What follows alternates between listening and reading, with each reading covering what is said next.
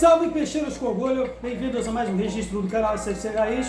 Como sempre agradeço de coração o número cada vez maior de inscritos neste canal, mas se está vendo pela primeira vez, desta força também, acione o botão de inscrito para desenvolver conteúdos desse espaço 100% santista que a gente está precisando nesse momento, realmente santistas de verdade, aqueles que realmente sentem quando o clube vai mal, quando o time vai mal, quando a instituição vai mal.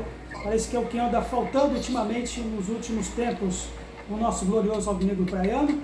E para falar mais uma vez de mais uma angústia que é acompanhar esse time em campo, que é um reflexo, né, dessa administração, não tem outra maneira de dizer. Desculpe para aqueles que ajudaram a colocar essa gestão no poder do clube, mas os números não mentem, as estatísticas não mentem, não dá para mentir para aqueles dados de muitos especialistas gostam de frisar bastante, especialmente nas redes sociais do nosso clube, que vem ganhando prêmios aí no clube de marketing em termos de rede social, mas dentro de campo está sendo uma queda vertiginosa. E esse empate diante do Santo André, de 1-1, quer queiram ou não, né, talvez foi um pontinho na bagagem para quem quiser realmente ver o Santos grande, como eu, está decepcionado. Mas para aqueles, por exemplo, que colocam no orçamento, como o seu Rueda fez no início do ano, uma previsão para que o Santos fosse, no máximo, vice-campeão paulista, e por si só já configuraria um sacrilégio para quem é realmente torcedor de um clube gigante como o Santos, talvez possa não ter sido tão ruim assim, porque a meta de alguns pode ser, já dar esse time horroroso no campo, é pelo menos de escapar da Série A2 do estadual pelo terceiro ano consecutivo. Se for por esse lado, realmente foi um bom resultado. Mas, como eu disse, para quem realmente quer ver o Santos sendo 110 anos jogando na primeira divisão em todas as esferas, é algo para se preocupar para mais para frente. E a impressão que dá é que o Odair Hellmann está sentindo psicologicamente esse momento que o Santos aparenta. Para mim, a impressão é essa. É uma equipe que dá essa impressão que ainda não tem um treinador novo. A impressão que dá é que é uma equipe, mais uma vez, de novo, mais uma partida de treinadores anteriores. Time que não consegue se mexer, não consegue sair com a bola, não tem um articulador no meio, ninguém para puxar a marcação adversária, como fez exaustivamente a equipe do Santo André, sob o comando do Vinícius Bergantin, que ficou famoso por um bom tempo trabalhando no Ituano, e que ficou famoso justamente por ser uma pedra no sapato do Santos Luís estadual, e agora ele está fazendo o trabalho no Santo André, que possivelmente pode estar com a vaga garantida na primeira fase. E é um treinador que vive de temporadas, de semestres, dando um nó tático, né, um treinador que veio agora do exterior, veio lá ganhando uma fortuna das Arábias e criando um padrão de jogo que falta ao Santos já há um bom tempo. E é uma equipe que parece que ainda é treinada pelo Fernando Diniz, dada a mesmice tática que o Santos apresenta, mais uma vez na saída de bola, uma equipe que não consegue, não tem alguém para puxar a marcação adversária.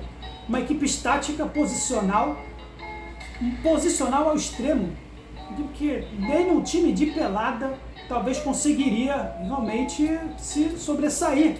Uma pelada de fim de semana na praia. Os jogadores que guardam a posição como se tivesse, né, outra coisa no pensamento. Depender de lançamentos de Michael, depender de lançamentos de zagueiros para a equipe sair para a bola no ataque, é realmente de doer. É de doer.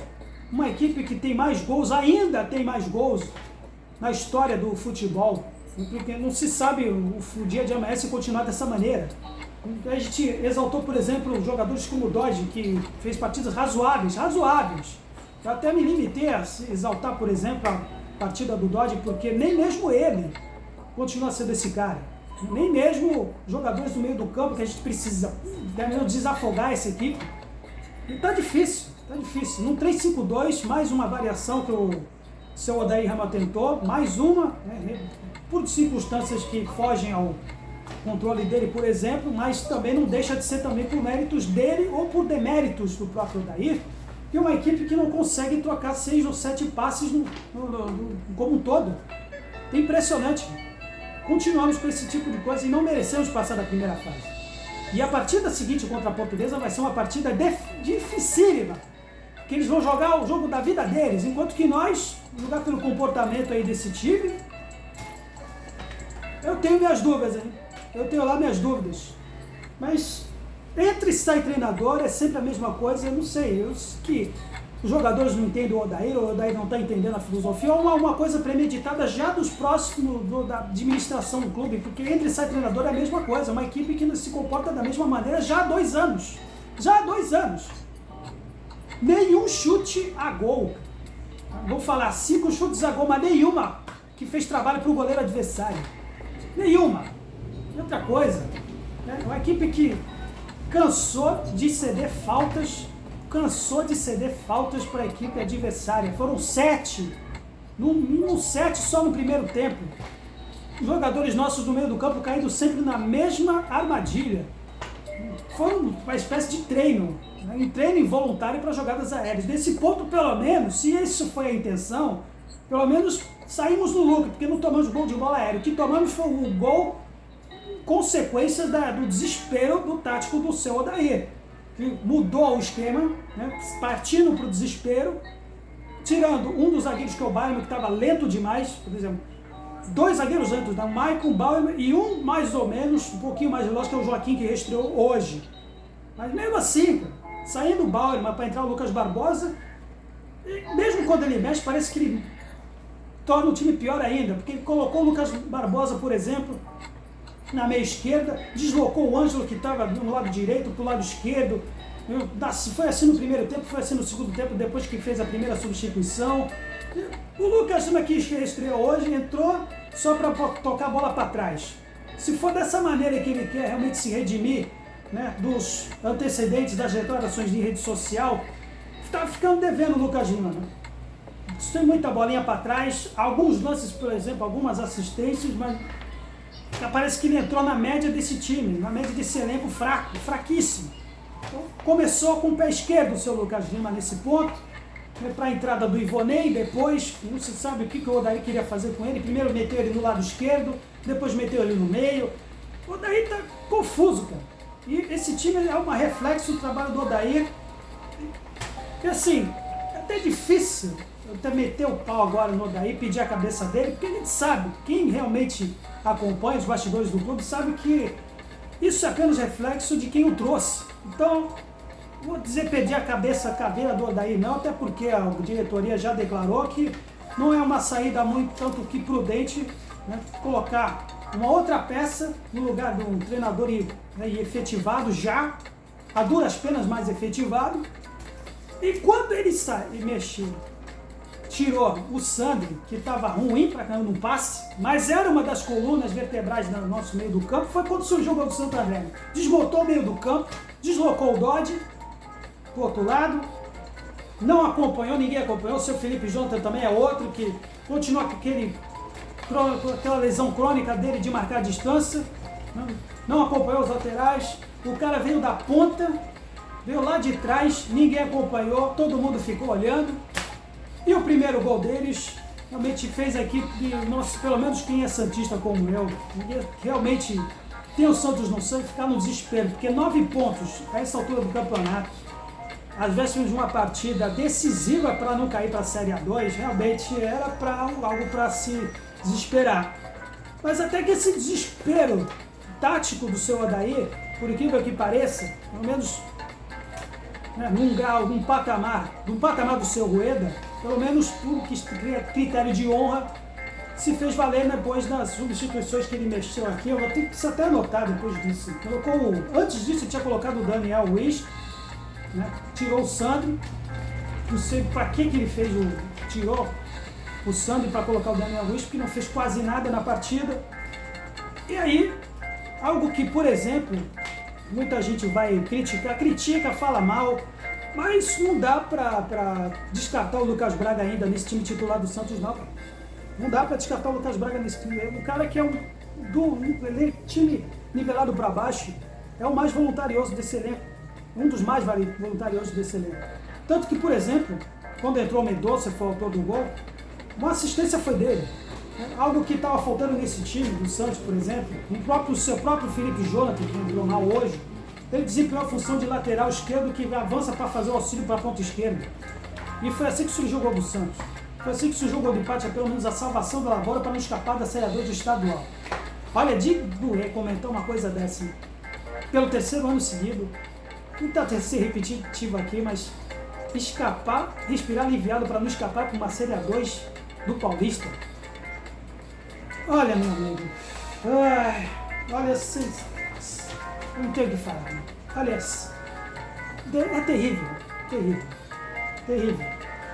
Enfim, uma equipe que não demonstra nenhuma evolução tática no jogo, até agora, não apresentou nada de novo, e eu estou esperando até agora o seu Odair verificar o que jogada de bola parada que ele conseguiu ensaiar nesse time, sendo que eu lembro da entrevista coletiva dele logo no começo que uma das prioridades seria valorizar os lances de bola parada. Eu estou esperando até agora o seu Odair Helma.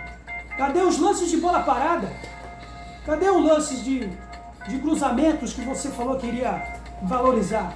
Esse cruzamento seria o quê? Lançamentos de zagueiro para contrabalançar essa miséria no meio do campo nosso? Tomar nó tático de um treinador que vive de temporada semestral? Então é melhor trazer o Vinícius Bernardinho para o clube e deixar você lá. Uma temporada sabática lá no Oriente Médio, seu Odair Helma. Mas uma menção menos honrosa vale no gol, nos acréscimos, que poderia ter nos salvado aí, um gol de virada, um impedimento que aparentemente tenha sido milimétrico, se não me engano, do Lucas Barbosa. Vale mencionar aqui, se fosse de outras equipes aí agraciadas com cotas maiores de TV, ou pelo menos com patrocínio suficiente para, por exemplo, influenciar nas decisões do VAR, poderia ter sido gol. Mas até nisso o Santos está zicado, cara. Até nisso o Santos pode ser questionado com relação ao seu Rueda na nossa representatividade na Federação Paulista, né? Porque se fosse de outros times, teria sido gol. Com certeza. Sem dúvida. Mas como é o Santos Futebol Clube, que nem mesmo nos anúncios de TV do Paulista anda aparecendo muito, já não aparece nos anúncios do Brasileirão. Já no Paulista, então, já é um sofrimento. É o patamar do seu Andrés Rueda. Por isso que eu não critico somente o trabalho do Odair Helma. Ainda não. Mais cedo ou mais tarde, quando chegar o Brasileiro, é bem provável, se continuar desse jeito, que ele saia. É bem provável que seja inevitável a saída do seu Odair. Mas por enquanto, ainda não será muito prudente e, mesmo assim, ainda vou continuar batendo na mesma tecla. A culpa não é só do Odair, não. A culpa é do sistema como um todo, de quem o trouxe nessa nossa comissão de avaliação de desempenho, nossa gestão que gosta de contratar aplicativos de estatísticas para fazer convênio com o clube, terceirizando até isso. Já terceirizou o departamento médico, por exemplo, que faz, por exemplo, que temos psicóloga trabalhando apenas meio período numa salinha, como se jogadores com problemas psicológicos possam infiltrar, bater na porta da psicóloga e dizer que eu tenho um problema.